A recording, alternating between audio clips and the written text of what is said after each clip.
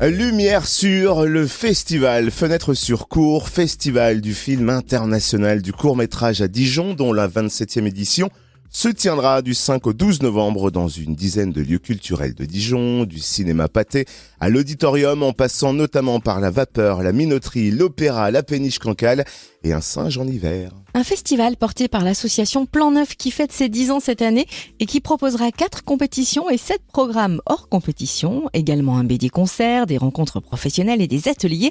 On découvre le fil conducteur de cette 27e édition avec Hélène Bernard, directrice du festival Fenêtre sur cours, au micro de Charlie Chevasson, notre reporter Fréquence Plus. Pour cette 27e édition, on a décidé d'amplifier un peu la formule du festival, de s'ouvrir à 11 nouveaux lieux dans la ville.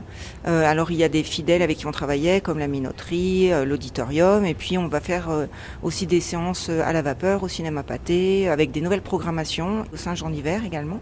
Voilà, donc c'est plutôt on va dire le festival de la nouveauté, de la découverte, et pour toucher le maximum de public et une plus grande mixité. Et la sélection ?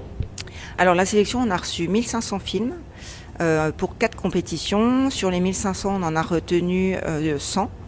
Voilà, divisé en 4 compétitions européennes, francophones, internationales, films de genre et régionales. Donc je pense que cette année, vraiment, il y a vraiment des très beaux films avec des doubles origines, souvent, qui font une richesse. Je pense à un film, par exemple, franco-libanais, enfin voilà, des films aux identités multiples qui sont vraiment très intéressants.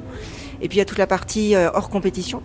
Avec un beau programme Nuit de l'animation. On fait un focus sur la BD cette année. Donc il y a Mathieu Sapin qui est président du jury francophone qui sera également présent pour des masterclass, et on fait un programme BD cinéma et un BD concert avec la Vapeur. Voilà, parce que le 7e et le 9e art sont quand même assez liés finalement, et puis beaucoup d'auteurs de bande dessinée passent à la réalisation. Voilà, on voulait faire un petit focus là-dessus, et aussi une thématique sur les super-héros-héroïnes. Alors comment se porte le court-métrage actuellement ? On sait que le cinéma dans l'ensemble n'est pas au top, mais le court-métrage, il est comment lui ? Alors je pense que le court-métrage se porte plutôt bien, parce que vu le nombre de films qu'on reçoit et qui sont réalisés, il y a une vraie dynamique là autour. Le Covid n'a pas tellement empêché en fait les tournages, puisqu'ils se sont arrêtés juste 2-3 mois le premier confinement. Donc du coup vraiment on a reçu beaucoup de films, et puis je trouve que je craignais un peu de recevoir beaucoup de films sur le thème du Covid et tout ça, et finalement pas tant que ça. Donc je pense qu'il y a une vraie envie de sortir de ce contexte qui était un peu compliqué, et d'offrir des films avec une dynamique plutôt poétique, onirique, le voyage, le rêve, voilà. Alors les gens qui sont dans le jury, on peut en parler aussi ? Oui. Alors dans le jury francophone, il y a donc Mathieu Sapin qui est auteur de bande dessinée et réalisateur. Il y a Nathalie Elgazi qui est productrice. Il y a Florence Janas qui est comédienne. Et Guillaume Motalan qui lui est scénariste également de bande dessinée et de dessin animé.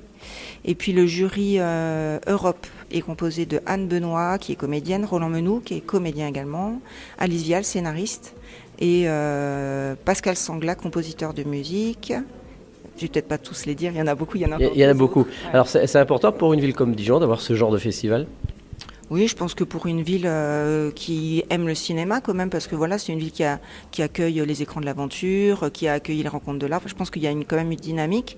Et puis, il se tourne de plus en plus de films quand même en Bourgogne-Franche-Comté, même des séries.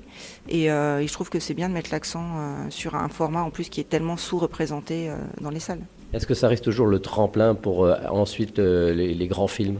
C'est obligatoire.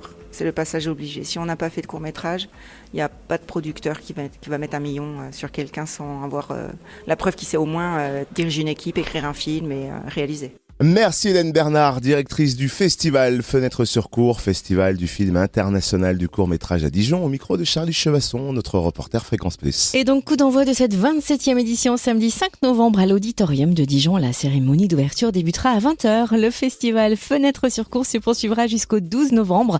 Vous retrouvez le programme sur le www.fenêtre au pluriel-sur-cours au pluriel.com, fenêtre-sur-cours.com.